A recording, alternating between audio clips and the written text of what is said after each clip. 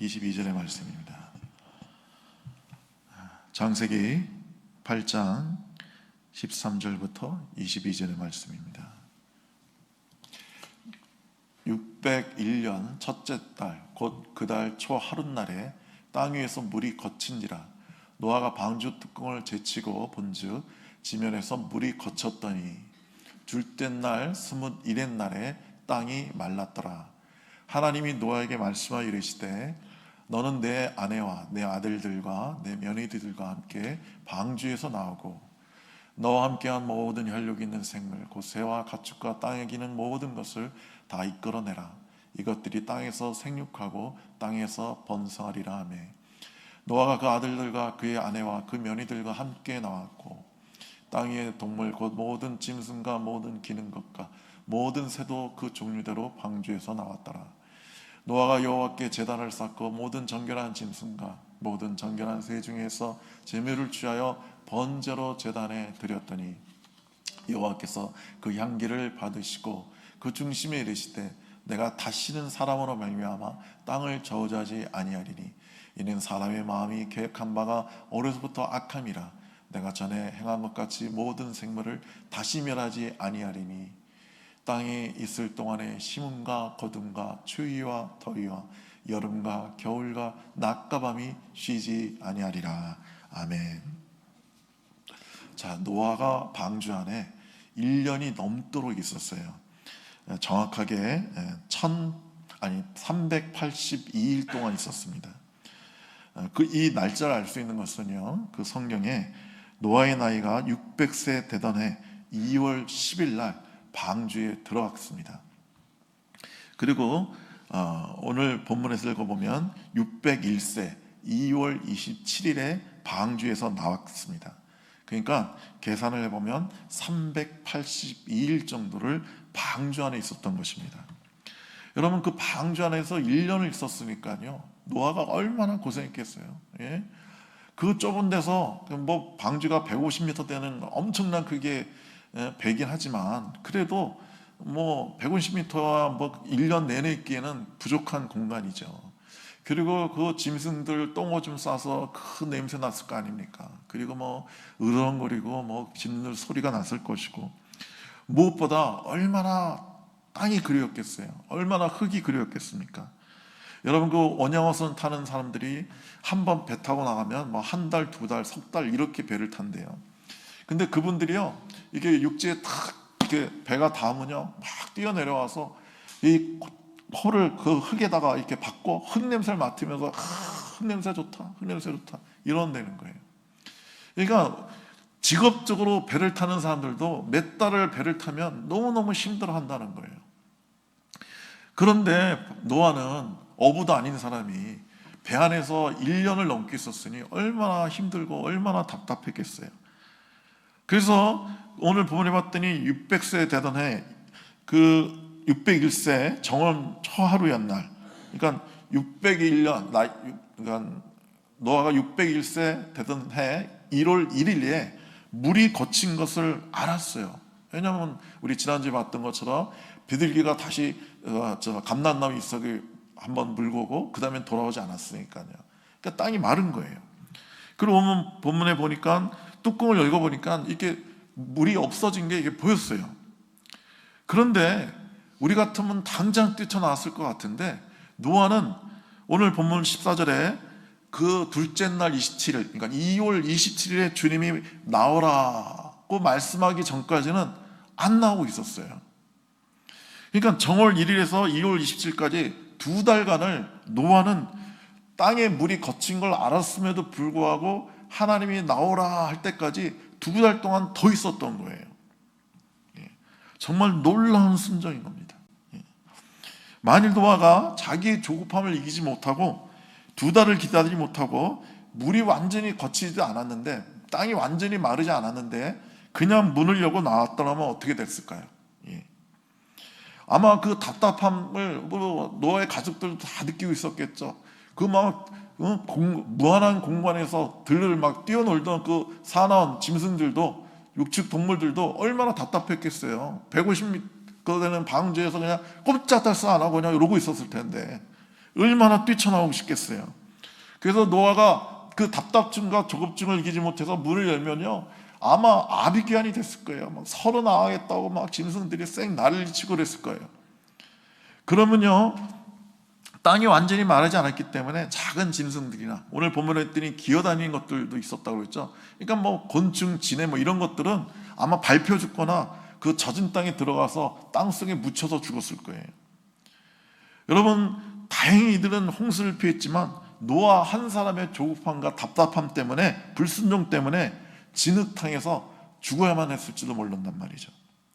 그러나 노아는 끝까지 참고 죽기까지 복종했습니다. 물이 거치고 땅이 나타난 후에 2달을 기다리는 시간은 아마 노아에게 어마어마하게 힘들고 고통스러운 시간이었을 거예요. 그래도 노아는 순종했습니다. 여러분, 사무엘상 24장에 보면 다윗이 사울에게 쫓겨서 막 도망다니다가 들려서 바위굴에 들어가서 숨었습니다. 그랬더니 사울이 군대 이끌고 막 오다가 이제 뒤가 마려워서 그 굴에 들어와서 볼일을 보고 있었어요. 그러니까 어둠 속에서 그걸 보고 있던 그 다윗의 부하가 하나님이 오늘 당신의 온수를 당신 손에 붙여주셨다고, 내가 가가지고 그냥 단칼에 사울의 목을 베겠다고, 하나님이 온수를 갚아주신다고. 그러면 우리 웬만한 사람 같았으면 자기가 손대는 것도 아니고 부하가 그러겠다고 하니까 뭐 네가 알아서 해라, 니들 선에서 알아서 해라 이랬을 것 같은데, 다윗은 못하게 합니다. 그러지 말라고. 그러면서 사무엘상 24장 6절에 여호와의 기름 부음 받은 네 줄을 치는 것은 여호와의 금하신 것이니라. 기름 부은 자를 치는 건 하나님 기뻐하지 않으니까 안 친다는 거예요. 죽이지 말라는 거예요. 그리고 13절에 이렇게 얘기합니다. 악은 악인에서 난다 했으니 내 손이 왕을 해하지 아니하리라. 이렇게 다윗은 선포합니다. 만일 이때 사울왕을 죽였더라면 다윗은요 10년 동안이나 그 비참하게 도망자의 삶을 살 필요가 없는 거예요. 사울만 죽이면요 다윗은 바로 왕이 될 수가 있는 거예요. 그의 고생은 바로 끝날 수가 있는 거예요. 그런데 다윗은 하나님이 하실 때까지 기다리는 길을 선택했습니다. 다윗은 기다린 것이 하나님께 순종하는 것임을 알았기 때문입니다.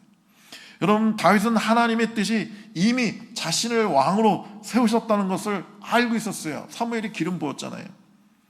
그러니까 하나님이 나를 왕으로 삼으셨으니까 하나님이 나를 왕으로 세우실 것이다. 내가 그것을 이루지 않아도 하나님이 이루실 것이다. 합법적으로 내가 왕이 될 수 있는데 왜 내가 왕을 죽이고 쿠데타를 일으켜서 불법적으로 내가 왕이 되겠느냐. 그러면서 다윗은 사울에게 손을 대지 않고 10년을 기다렸던 거예요. 근데 반대로 사무엘상 13장을 보면 사울은 하나님이 기다리고 한 7일을 못 기다렸죠. 사무엘이 기다리려고 했어요. 7일 후에 내가 가서 번제를 드리고 화목제를 드리겠다고, 그리고 전쟁에 나가라고 이렇게 사무엘이 약속했어요. 그러면 그걸 기다려야 되는데 그 7일째 되는 날까지 사무엘이 오지 않으니까 사울은 그 백성들은 흩어지고 블레셋 군단을 어마어마하게 쳐들어서 진치고 있으니까 너무 두렵고 너무 힘들고 너무 조급하고, 그래서 그냥 자기가 기다리지 않고 자기가 감히 번제와 화목제를 드려버립니다. 여러분, 번제는 제사장만 드릴 수 있죠. 레위 사람만 드릴 수 있는 거예요. 근데 사울이 그것을, 그 말씀을, 그 율법을 알면서도 그냥 자기가 감히 드려버렸어요. 그래서 사울은 그때 하나님께 버림을 당합니다. 여러분, 2달이 지나 땅이 굳건해진 후에야 하나님이 결정하고 나오라고 하십니다.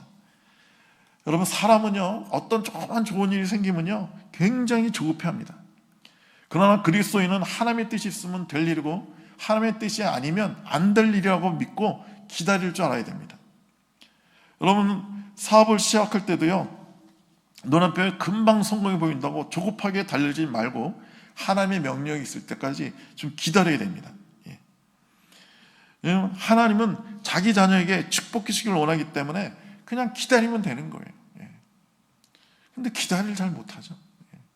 제가 저 간수들한테 얘기 들었는데, 그 교도소 간수들, 그 장기 복역자들 있지 않습니까? 20년, 30년 복역한 사람들이요, 이제 자기가 석방될 날이 한 달, 보름 남겨놓고 갑자기 죽는 사람들이 있대요.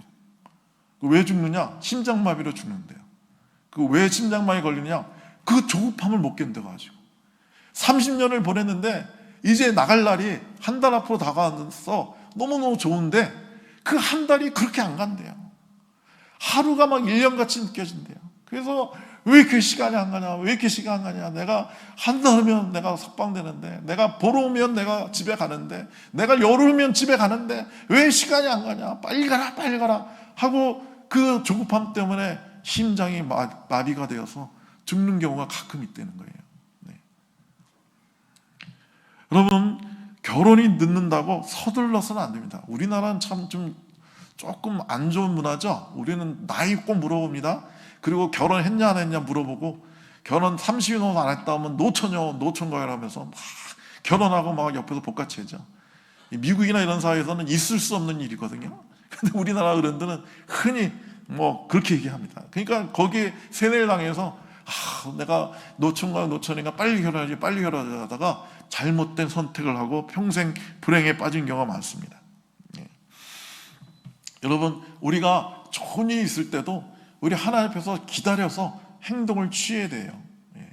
여러분, IMF 전에요, 그때 우리 한국 경제가 굉장히 좋았습니다. 미국 달러도 너무 환율이 좋고, 그래서 뭐 사업도 잘 되고, 그래서 이 기업체 사장님들이요, 그 은행 대출을 있는 대로 다 받아서, 왜냐하면 물건이 잘 팔리니까, 그 수요를 감당할 수가 없으니까 그 은행 돈 잔뜩 빌려가지고 100억, 200억 빌려가지고 공장 크게 짓고 막 외국에서 기계 다 수입해서 생산 라인을 확 늘렸어요. 왜냐하면 뭐 상사가 잘 되니까. 그런데 그렇게 공장 크게 짓고 기계 들여오고 나서 갑자기 IMF가 터진 거예요. 물건이 하나도 안 팔려요. 그러니까 그 어마어마한 대출 이자 원금을 갚을 능력이 없는 거예요. 그러니까 뭐 수많은 기업들이 도산하고 뭐 중소기업 사장들이 자살하고 끔찍한 일들이 일어났습니다. 그 미국의 그 커니맨 해닝 목사님이라는 분이 계신데, 그분이 막 이 선교회를 하는데 막 너무 잘 돼가지고 막 선교회 직원들 막 고용하고 막 그 선교회 건물을 막 짓고 막 엄청나게 그 사역을 막 확장해 나가고 있었어요. 막 계속 요청이 들어오고 막 계속해서 집회가 들어오고 하니까요. 근데 오늘 주님이 멈추라고 그러시더래요. 그 선교의 사역을 확장하는 걸 멈춰라. 그리고 직원도 줄여라. 모든 지출을 줄여라. 그리고 은행에 많은 예금을 예치해 두어라 라고 주님 오늘 말씀하시더래요. 그래서 이분이 이해가 안 갔어요. 요즘 너무 사역이 잘 돼서 일손이 모자라는데 일손을 더 뽑아야 되는데 줄이라고 하시니까 이해가 안 갔어요. 근데 이분은 순종해가지고 직원을 줄이고 모든 지출을 줄이고 최대한 뭐 대출 다 없애버리고 은행에 예금을 최대한 해놨어요. 그러고 나서 그 유명한 미국의 대공황이 시작됩니다. 여러분, 미국도 엄청난 그 대공황 때 얼마나 많은 사람이 굶어 죽고 얼마나 많은 회사가 도산하고 수많은 사람이 길거리에 내앉고 그랬어요. 근데 이 해닝 목사님은 주님의 음성을 듣고 순종했기 때문에 그 대공황을 넉넉히 이겨낼 수가 있었다고 간증하고 있습니다. 여러분, 어떤 분들 그런 말 하죠. 오늘 당장 계약하지 않으면 내가 얻으려고 했던 이 좋은 가게가 다른 사람한테 갈 수 있다고 하는데 어떡하냐고, 빨리 오늘 계약해야 하는 거 아니냐고. 죄송한 말이지만 우리 부동산 하시는 분들이 가끔 그런 분들이 계세요. 이거 너무 좋기 때문에, 저도 그런 말 많이 들었어요. 이거 오늘 계약하지 않으면 이거 내일이면 다른 사람이 계약해버린다고. 이거 너무 인기 많아서 이건 지금 당장 그냥 가격이라도 하셔야 된다고. 이런 얘기 얼마나 많이 하는지 몰라요. 그러면 이제 막 선뜻 그냥 계약하는 경우가 많은데 아니에요. 그럴 때도 한 번 더 하나님께 물어보고, 하나님 이것을 계약할까요 말까요 물어보고 하나님의 응답을 기다려야 되는 거예요. 이거 오늘 지나면 이거 딴 사람한테 가는데, 여러분, 하나님의 뜻이면요, 그 가게는 내게 목이 돼 있어요. 그걸 믿어야 되는 거예요. 근데 그것이 내일 만약에 정말로 다른 사람한테 계약이 된다면 그건 하나님의 뜻이 아닌 거예요. 내가 하나님께서 내 거라고 주님께서 말씀하시면 그건 그 세상 누구도 못 가져가는 거예요. 그걸 믿어야 되는 거예요. 나는 하나님의 명령이 떨어지지 않으면 한 발자국도 방주에서 나가지 않겠다라는 이런 굳은 신앙이 있다면 그 사야말로 새 인류의 머리가 될 수 있는 것입니다. 우리는 왜 빨리 하나님이 방주에서 안 내보시는 시냐고 하지만 사실은 하나님이 더 급한 거예요. 우리는 왜 빨리빨리 좀 나가게 해주시지, 왜 안 나가게 하시나 막 그러지만 하나님이 더 급하다니까요. 하나님이 빨리 우리를 방주 밖으로 내보내고 싶어 하세요. 근데 하나님은 아시는 거예요. 물이 거쳤지만 땅이 완전히 마르지 않았기 때문에, 짐벌이 있기 때문에, 늪이 있기 때문에 괜히 함부로 나갔다가 거기에 빠져 죽는 걸 아시기 때문에 하나님이 기다리시는 거예요. 우리를 살려주시려고, 우리에게 유익을 주시려고 하나님이 기다려주시는 거예요. 하나님 왜 나를 축복해 주지 않냐고, 왜 나에게 놀라운 은혜를 주지 않느냐고 우리는 막 그렇게 기도하지만 하나님이 더 주고 싶어요. 우리가 원하는 것보다 몇 배, 몇 천 배 하나님은 우리에게 더 주고 싶은 거예요. 근데 함부로 줬다가는 우리에게 유익이 안 되기 때문에 하나님이 그걸 꼭 참으시는 거예요. 우리 집 애들이 어렸을 때 이상하게 껌을 좋아하더라고요. 왜 애들은 껌을 좋아하는지 난 이해가 안 가는데, 한 번은 제가 생일 선물로 뭐 사줄까 그랬더니 껌 사주세요. 껌 사주세요. 그렇게 껌을 좋아하더라고요. 여러분, 그렇게 애들이 껌 좋아한다고 해서 저도 껌은 100통, 200통 살 돈이 있죠? 그거 100통, 200통 사줘요? 그랬더니 애들 이 다 썼겠죠. 애들이 사탕 좋아한다고 해서 사탕 달라고 해서 사탕을 무한대로 줘봐요. 아이들 사랑한다고. 아이들이 다 썼겠죠. 우리나라 아이들이 제 때는 야구르트를 하도 먹어가지고 이가 다 썩었어요. 야구르트 때문에. 요즘은 뭐 때문에 그런지 모르겠지만. 여러분, 부모는 주고 싶은 거예요. 아이가 사탕을 원하고 초콜릿을 원하고 그러면, 껌을 원하면 주고 싶어요. 너무 사랑하니까. 근데 그걸 참는 거예요. 왜? 이걸 그냥 줬다가는 애가 이빨이 다 썩고 애한테 고통이 오는 걸 알기 때문에 주고 싶어도 참는 거예요. 그리고 조금씩 주는 거예요. 조금씩 아이가 감당할 수 있을 때까지. 여러분, 아이가 넘어지면요, 아이가 어렸을 때 부모는 얼른 이렇게 세우죠. 아이고, 내 사랑 아이가 넘어졌으니까 얼른 이렇게 세운단 말이에요. 근데 어느 정도 나이가 되면 그 다음엔 넘어져도 그냥 못 본 채 해요. 그리고 괜찮아, 일어나 한단 말이에요. 그래야 아이가 독립심이 길어지고 스스로 일어나서 툭툭 털 수 있으니까요. 물론 아이가 넘어지면 당장이라도 껴안아서 이렇게 세우고 싶죠. 그러나 그걸 참는 게 진짜 사랑이에요. 더 큰 사랑이에요. 잠언 14장 29절에 말씀하십니다. 노하기를 더디하는 자는 크게 명철하여도 마음이 조급한 자는 어리석음을 나타내니라. 여러분, 조급하면 어리석음을 나타내는 거예요. 우리는 하나님 앞에서 늘 참고 기다리는 훈련을 해야 됩니다. 참고 기다려야 되는 거예요. 미국에 있었던 아주 재미있는 이야기를 제가 책에서 읽은 적이 있는데, 아이가 초콜릿 쿠키를 너무너무 좋아하는 거예요. 그래서 밖에서 놀다가 오니까 엄마가 요리를 하고 있는데 보니까 초콜릿 쿠키를 굽고 있다고 말씀하시는 거예요. 그러니까 얘가 막 배는 고프고 막 초콜릿 쿠키를 좋아하니까 초콜릿 쿠키 빨리 달라고, 빨리 만나달라고. 그러니까 이 어머니가 그 반죽을 하다 말고 반죽을 한 입 떠가지고, 야, 이게 초콜릿 쿠키에 올렸는데 이거 한 입 먹어봐 하고 이게 입에다 넣어주니까 얘가 먹자마자 웩 하고 태태 뱉어버리죠. 아직 굽지도 않았으니까 그 밀가루 반죽이 무슨 맛이 있어요? 아무 맛이 없죠. 그래서 어머니가 그때 얘기하는 거예요. 네가 아무리 급해도 기다려야 되는 것이다. 급하다고 이 준비된 것들을 그냥 취해버리면 그건 아무 맛이 안 나는 거라고.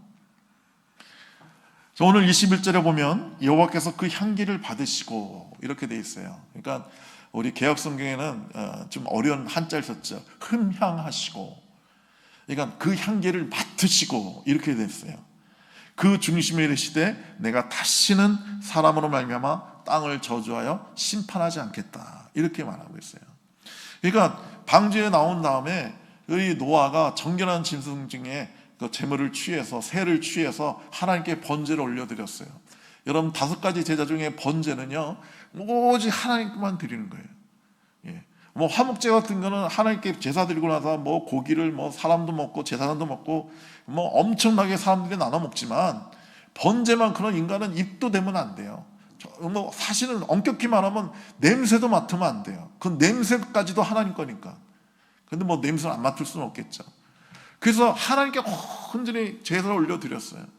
하나님은 그 재물이 타는 그 향기를 맡으시고 주님 마음이 기쁘셨던 거예요. 진정이 되셨던 거예요. 전에는 똑같이 사람들이 태어나서부터 악한 일을 도모한다는 걸 아셨어요.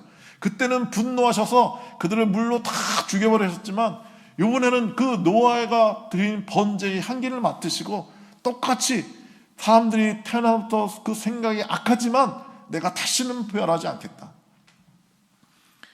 향기에 감동하신 거예요. 향기. 근데 신약에서는, 요한계시록에서는 이 향기를 뭐라고 말하죠?